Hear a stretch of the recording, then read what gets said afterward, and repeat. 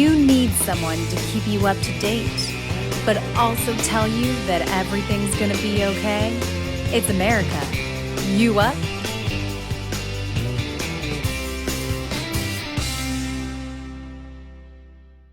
Good morning, America. You up? We're here live this morning, as we always are, bright and early. How's everybody's weekend? Fantastic. Yeah, Brian, where are you this week? You're always somewhere, some new exotic locale. I love to see it. What do we got this week?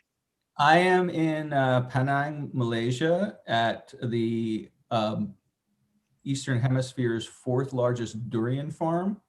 Durian is those giant fruits behind me that you see that are spiky, and they're quite well known in East Asia, not as well known to American audiences. They are delicious tasting, apparently, but their smell has been compared to historically pig excrement, turpentine, onions, gym socks, sewage, Brian, vomit. I gotta tell you, this weekend I went to the farmer's market and I found some weird stuff too. It was a sunchoke, and turns out people can have allergies to sunchokes that what's the phrase that either turns the faucet on or turns the faucet off? Doesn't end too well for those with allergic reactions to sunchokes. Speaking of allergies, I went out this weekend. I did a little harvest pumpkin. You go to the pumpkin farm, you go pick a pumpkin, and I was stung by a bee. And I didn't know this, but I am allergic to bee stings. Oh, no, that's very scary. So there I am, I'm with my boyfriend, we're picking a pumpkin, and all of a sudden, like, the world goes black, and I wake up in an emergency room, and he's standing above me like, "Are you okay? Are you okay?" And turns out my throat closed and I couldn't breathe. Oh my God. So this boyfriend didn't give you an EpiPen? I didn't know I was allergic to bees, so I don't have, now I have one. They sent me home with one, but the more you know, I'd never been stung before. Well, speaking of bees, I've been taking up in the quarantine. I've been taking up pickling as a hobby. And I've been pickling some pumpkins, but I've also been trying pickling new things. I pickled some peanut butter. I pickled some honey. I even pickled some bees. It's a really interesting hobby that I've gotten into, and it's a very niche practice. But a lot of beekeepers, when their bees reach the end of their lives, they do this as a way to honor them, and also it's a delicious snack. So the things you learn in quarantine, I just tell you. Yeah. Well, keep those pickled bees away from me, Perky, because I'm allergic now. Well, I do know that, and that's very useful information. Speaking of pickling and waking up places where you've blacked out, I once woke up after I'd lost about a week in the basement of a pickle factory in Ukraine. Ukraine, are they known for their pickles? No, they are not. Oh, okay. Huh. Bad pickles. Something else to the story. I don't, because I blacked out again before they took me out, and then when I woke up again, I was home. So all I know is that at some point I was in the basement of a pickle factory in Ukraine. Ryan, are you a foreign plant? Do we have to worry about you interfering in our election? I bet we do. Are you a spy? Like, that sounds like. Well, you actually, could be. the Ukraine story about interference in the election was actually false, and it turns out that details. Belgium is in it full scale for Alligator Cowboy, but luckily the FBI and the CIA are on it, and Belgium is being dismantled as we speak. Well, you know what is delicious in Belgium? I was there a year ago. They have amazing chocolate. You really cannot get better chocolate than you get in Belgium. Hot chocolate, little chocolates. It's really the best. And so I can't imagine they would get involved in something like election interference. Like, they've got to be the happiest people on earth. They're surrounded by chocolate and French fries. They have a statue of a boy peeing. Yes, in yes. the main square. How could they be interfering in things? I mean, there's a boy peeing. And their capital is Brussels. I mean, it's not very chocolatey, but it's a healthy vegetable. It's a cruciferous. It only has good intentions for us. I don't understand how they could interfere in American apple pie elections. I just don't see it. Well, apparently it has something to do with their supply of charming shops being threatened from outside forces. Hmm. Oh, wow. They feel like if they get the wrong person in the White House, their shops are going to be 15% less charming, and they'll have to mark down their souvenirs. So speaking of election interference, we have some very interesting guests on today's show. We have Nobody, who was actually, there was some questions about the vote in the primary, and, maybe we can, ask about that, or maybe not. And then we've got the Cream family coming on. It's going to be quite the show, guys. I know, I'm excited. We've got the debates coming up on Thursday. Oh, it's our chance to kind of dig into what's going to happen.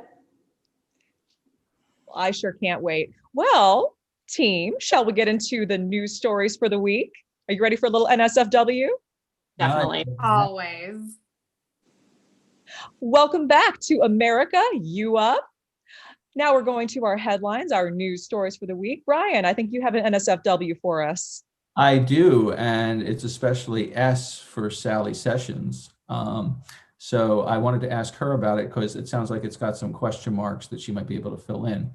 The headline is State Agriculture Official Disputes Allegations About Cat Dog Breeder Inspection Program. Well, let me take you straight to Colorado, where you might not guess they are famous for dog cat breeding. There's a lot of new legislation that they're trying to build around, and the Department of Agriculture is primarily responsible for this. Now, you might think that cats and dogs don't get along, but you've seen that cat that likes to pounce on that ball, that goes chasing after things. There's even an outdoor cat. Those cats have their roots in dogs. Incredible. Thanks, Colorado.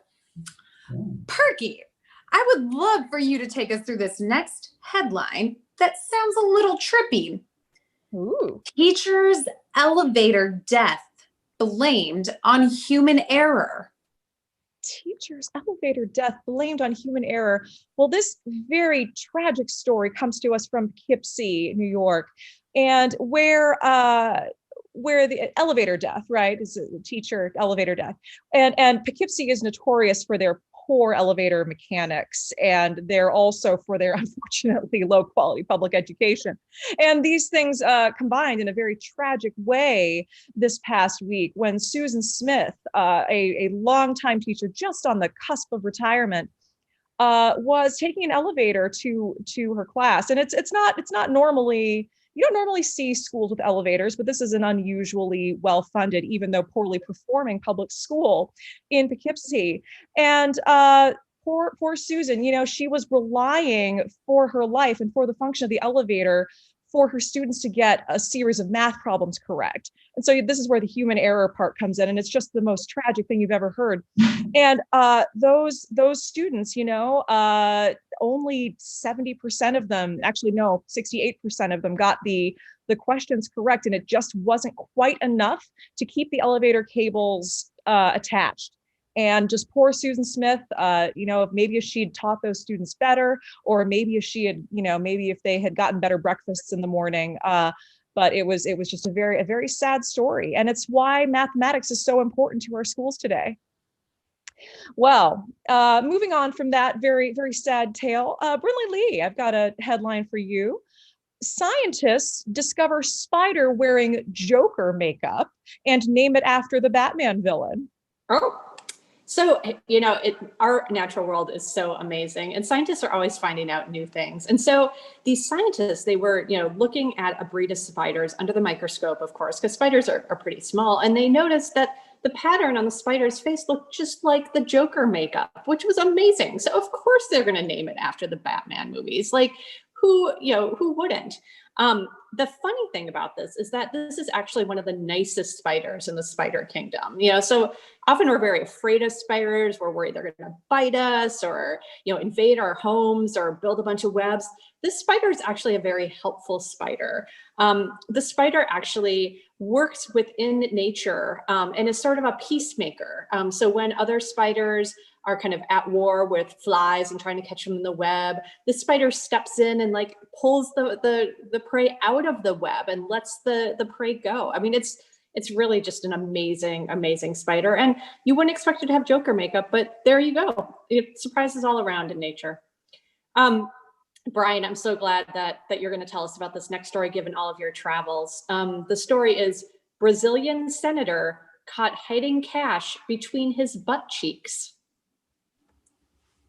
So this has a pretty long historical context, but it goes back to Simon Bolivar, who was one of the pivotal figures in the founding of South America, had extremely deep butt cheeks. You couldn't tell necessarily from looking at it from the outside, but it was like the world's best wallet in there. And that's where he would go from town to town and collect resources, and nobody ever suspected a thing. So he was able to establish his own form of government. So fast forward to the Brazilian president, I believe.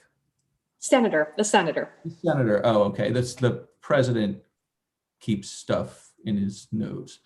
It's hard to keep straight. But the senator had something very important to bring to the Senate floor. And he wanted to distract people. So he put funds in his butt cheeks and then would just sit randomly pantsless on different seats. So while everybody was scrambling for this money that he was depositing out of his butt, he somehow passed a resolution to make Wednesday illegal. So we'll see how that plays out. So back to you, Perky. I think we have some guests coming up, don't we? We do have some very exciting guests. We've already spoken to the campaign of the nominee of the Scissors Party, the Kaylee Grillbaus campaign. So now we're going to speak to the nominees of the other two parties, Nobody, who in a shocking landslide won the nomination for the Rock Party, as well as the entire Richard Crean family. We've got a couple of members of the Crean family on. They are the nominee for the Paper Party. And we'll talk about what they've got in store for America and what daily life is like for them. And we'll just be back with them right after this break. Welcome back to America, You Up? Today we have a special guest, the nominee of the Rock Party. We've got two members of the Nobody Hacktivist Collective, which are all running for president together. We've got Nobody and Ben Nobody. Welcome to the show, folks. Hello, thank you for having us. Thank you. So tell me, Nobody, how are you feeling after that crazy surprise landslide victory?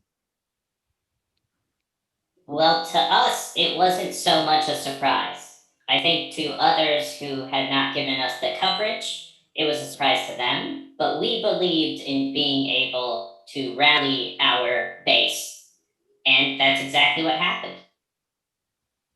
I couldn't agree more with you, Nobody. And myself being a nobody as well, I could say that, it was very interesting that everyone thought that there was any mingling going on in the election when we had a self-proclaimed Ruski who was talking about legitimacy of elections throughout the primary, and yet they pointed the finger at us for rigging the election when we had someone actively self-proclaiming it throughout the debate.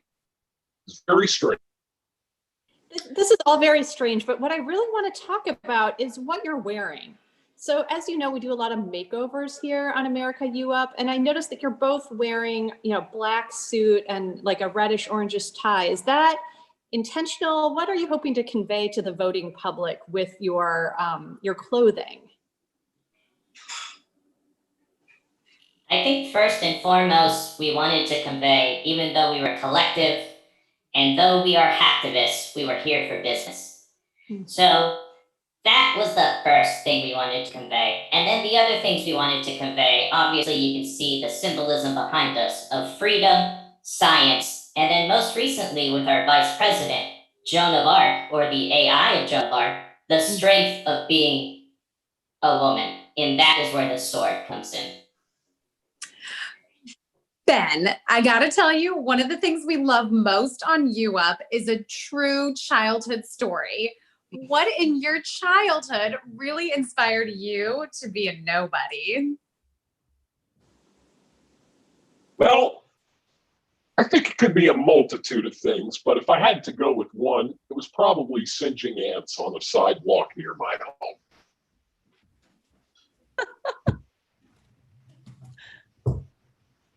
Is there anything else to that story, or does it just end on the sidewalk? It just ends on the sidewalk, really. I mean, there was just a lot of grass that was burning. I probably could have set a fire, but I didn't. And, I would like to think that, as I was doing that, I was probably, helping the neighborhood. They were fire ants at the time. And, Lord only knows those can hurt. So I was doing everyone a favor, I'd find. And Sally, this just shows that we're really just your average collection of Joes and Jones and others and theys and thems. It's not like we're some, very well-known family or superstars. We're just your everyday people trying to make America better. I don't have you brought that up. I don't have an epic origin story, if that's what you're asking, Sally. There is no epic origin story here. I mean, I'm a normal individual from a normal town in America who wants to be somebody, but have chosen to be with a collective group of no one. I can get on board with a normal story. Well, I was just called away, sorry, at the durian farm. A man dressed entirely in fuchsia, except for his face, which was painted with somebody else's face. I believe it was Sally Fields, handed me a durian with a note in it. And the note, nobody, I'm going to direct this to you because it seems to challenge the notion that you were just talking about. It simply says, nobody is somebody. Don't believe anybody. Signed, everybody. What do you make of this? Because that gentleman with the paper and the durian was very intimidating, especially the way he ate the durian afterwards. Well, Brian, we would say we're not very fond of people running up to you and intimidating you as a member of the media.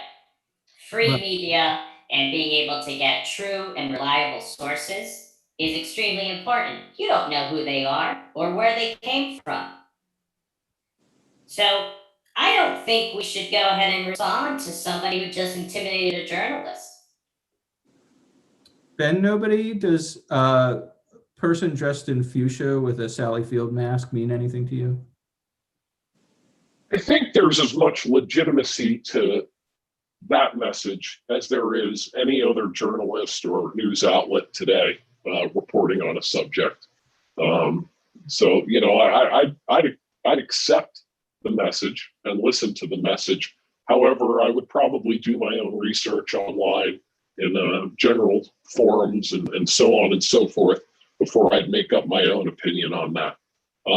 But I'd say this, if I were listening to the media, I would probably be, looking at the other candidates and thinking that they are normal, in which they are not.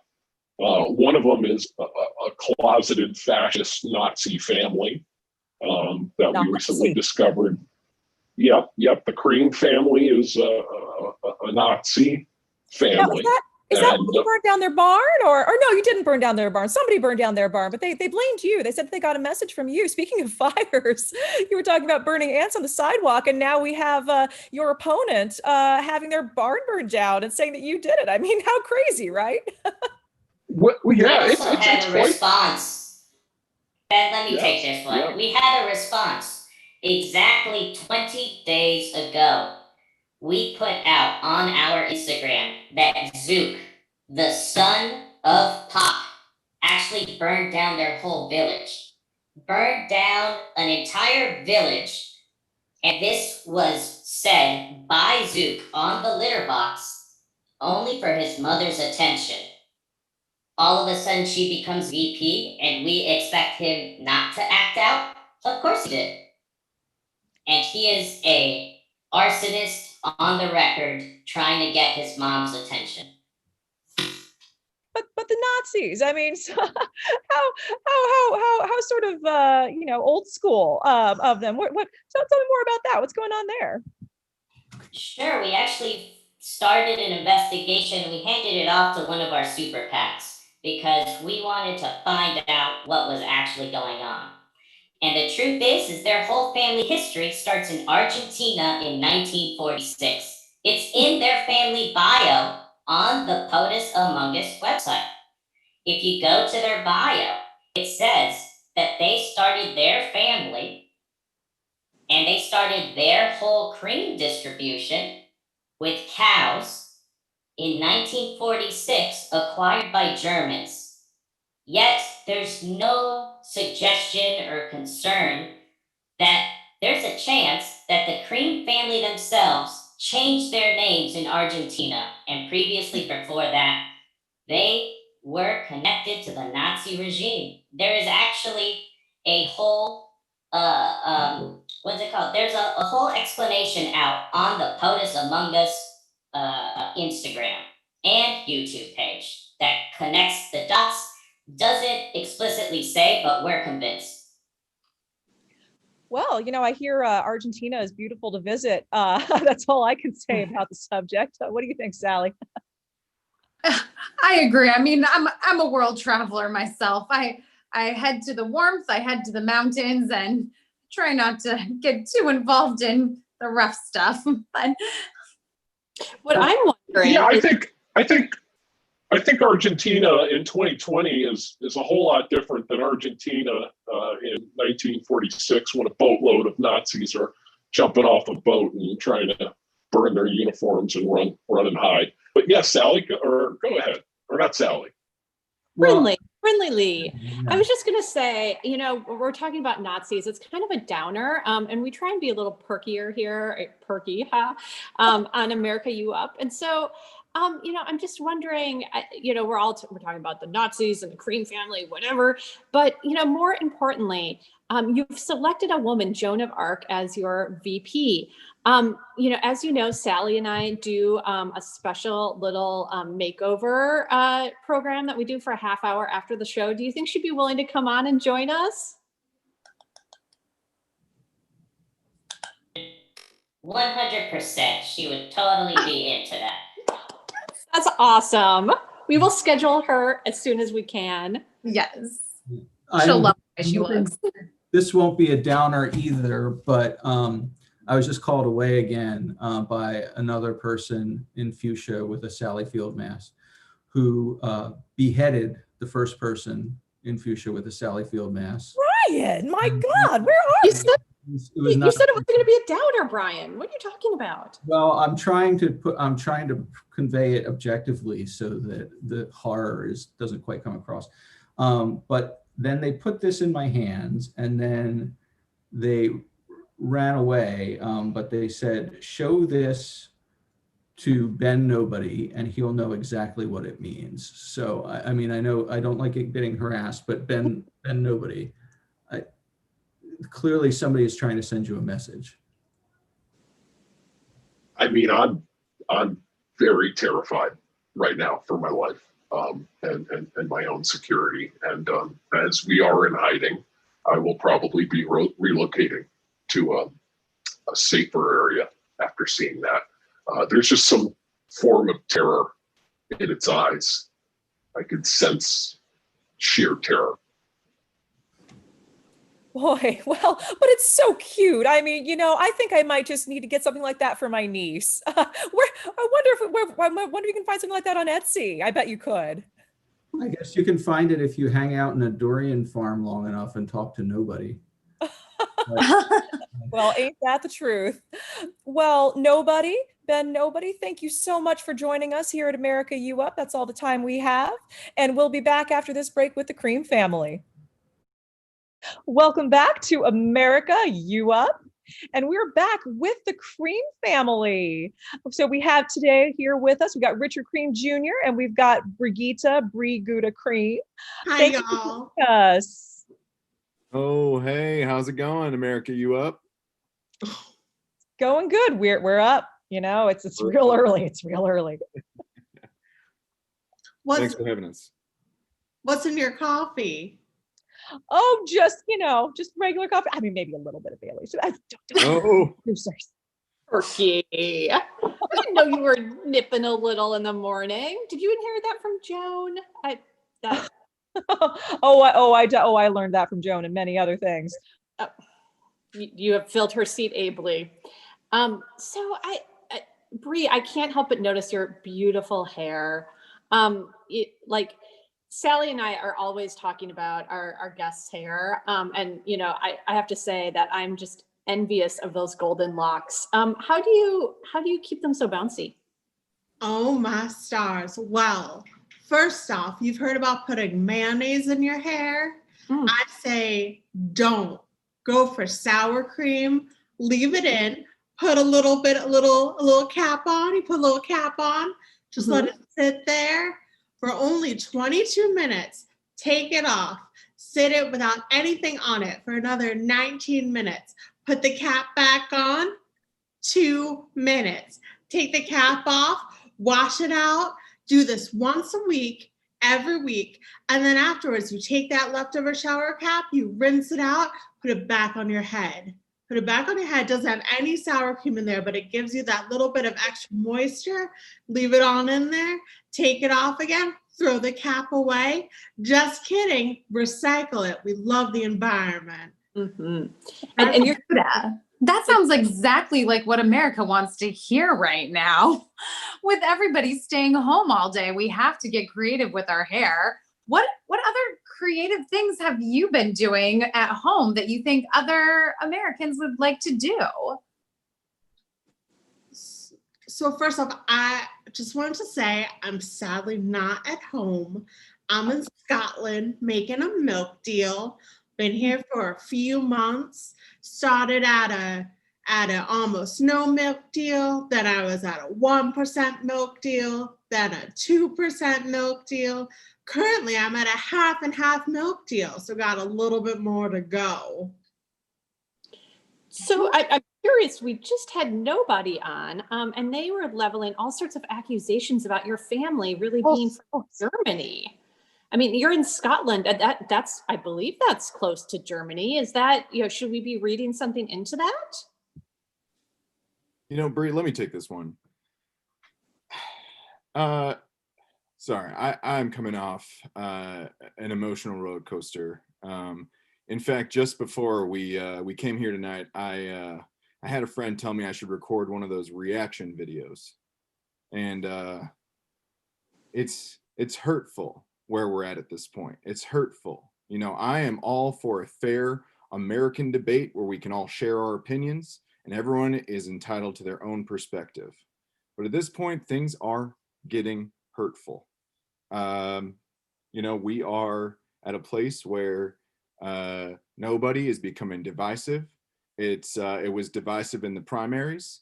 I guarantee they're going to be divisive in the final election here, in the general election, and so this is important. Watch their videos. None of their videos come with actual sources. They sourced a biography, just a general biography, and then they imply everything else. There's a lot of implication. And if we start taking basic things that are written and putting our own spin in them, what are we? We're no bet. We're not going to the source. They didn't come. They didn't talk to us about any of this. They just made general assumptions about our family. And I would also add that yes, Scotland's close to Germany, but that proximity is not correlation. If you live down the street from a murder, you aren't the murderer. You're just near it. That's right. Now, what about Argentina though? We were hearing about your family's origins in Argentina. Why don't you tell me how you got there and any travel tips possibly for going to Argentina? So the question is travel tips for Argentina? Well, for first of all, what's your family's history with Argentina? I mean, you're not secret Nazis, are you, or are you? Sweet Jesus, no. My God, if we are at the point where we are taking Nazism and putting that on our primary candidates, you think before we got to this point that would have surfaced, right? You know, we'd like to think that vetting of our candidates of America's highest office gets some sort of vetting. You know, as far as our times in Argentina, you know, we're talking a generation or two removed here. So myself, I have not personally been to Argentina. I cannot provide you any travel tips. But as far as our family history, you know, our Cream family has always been about giving everyone a chance. And so our Richard Cream Sr. going over there and receiving some cows was a chance for him, you know, a chance to start something over in America. He started from humble beginnings. He took those cows and he grew what became the largest dairy and dairy related product industry in the world. So, you know, that's what we've always been for. So, you know, I'm sorry, I'm getting a little worked up, but we're trying to pick up the underdogs here. We're trying to pick up everyday Americans. That's all I got. I don't Yeah, know. well, I'm so sorry to bring the conversation down, and I'm sure you guys are really struggling after that fire, and I'm just so sorry about all your cows. You know, Perky, I'm sorry to interrupt you. I have one more thing I have to add in here. You know, nobody also made a wild accusation that Zook, Pac's family, started that fire. You know, they've done this twice now. They blamed those fires happening out on the west on Zook, and now our family fire. And there's 2 points I'd like to make. Number one, even if Zook admitted to burning a village when he was a younger person, things happen, right? We all do things in our lives that we regret. Boys will be boys. And we should give chance to Zook, you know, to understand that he made a mistake when he was younger and grow. You know, we don't give people the ability to grow. He did that when he was a kid. And number two, we're working with Pac right now. Our families, we're both one big family. We brought her on because of her familial ties. You know, Barrymore, he's out in the caves right now. He's feeling neglected. We're working on getting Barrymore back, you know, and to make a wild accusation that Zook is just, you know, they're just throwing his name under the bus to try and just muddle our family ties. We won't take it. And I'm going to say right now, Zook, we love you. The Cream family loves you. And we know you didn't do the Cream fires, and we will continue to search. You know, nobody even mentioned that there's a video from nobody saying that they want me, Richard Cream Jr., to drop out of the race. Richard, I hate to stir the pot some more, and I'm certainly not making any direct insinuations, but I do have to ask you about something that just happened during the Nobody interview. I'm here, as you see, on a durian farm in Malaysia. And while we were speaking with Nobody and Ben Nobody, I was approached by a mysterious person in fuchsia with a Sally Field mask, who gave me a kind of a cryptic note saying, "Nobody is somebody, don't believe anybody, signed everybody." And Nobody claimed not to have any understanding of the note. But then immediately, a few minutes later, another fuchsia wearing Sally Field masked person beheaded the first, I'm sorry to use that word, it's a little coarse, decapitated, it's the same. The first person it gave me something that resembled a small stuffed rainbow colored unicorn and said, "Show this to Nobody and they'll know exactly what it means." And during the break, I did a little bit of research in the databases, and it turns out that the logo of the Cream family farm for a brief period in 1989 was very much this unicorn. It was the exact same multicolored unicorn. And somehow this was a stuffed version of the same unicorn. So is this coming from you? Is somebody trying to frame you? I mean, clearly there's some kind of connection being implied here. Can I, first off, just to make sure I understood your question, you just watched a beheading, and as opposed to calling the cops, you did a Google search? Is that right? I'm on a durian farm. I mean, I did call the cops, but we're 4 hours away from the nearest police station. Okay. I just kind of moved them out of the way. I mean, I know it's journalistic professionalism can be burdensome sometimes. Okay. First off, there's so much going on. There were 2 Sally Field masks in 2020. That's shenanigans. So this isn't us. This isn't us. The Creams do not behead people. We do not buy masks of people who played the mother in Forrest Gump. We do not make plushy toys, and we do not threaten. We just don't. Did you not try to apprehend the man who beheaded another man? Did you not? I'm sorry. It's journalistic objectivity. You know, you just got to stay above the fray. I think Brian's being very professional. I'm just trying to be fair to both sides here. I'm sorry, I'm so upset by this. I would argue that journalists throughout history have been given the opportunity to get involved. Might I remind you of the photojournalist in Africa when the kid was starving to death, and what did he do? He shooed away the vulture that was gonna eat him. There's journalists taking a stand, and here we are. I'm sorry, here we are. Nobody is murdering people. That person was a somebody, and they got their head cut off. And you Googled our history and put it on us. I just can't take it anymore, Brian. I'm sorry, Sally. I'm so sorry. It was my ex-boyfriend. What? You guys probably don't remember him. He's a loser. What? I'm so sorry. I think he is now working in those weird fruit farms because it's a weird fruit and he's kind of a loser. So I don't know if it has much to do with the Creams because it's just my dumb ex-boyfriend. Do you know him, Brigitte? He's got weird curly hair and he's too tall. I might need a little bit more information. Does he have a name? No, we all forgot his name. It might as well be nobody.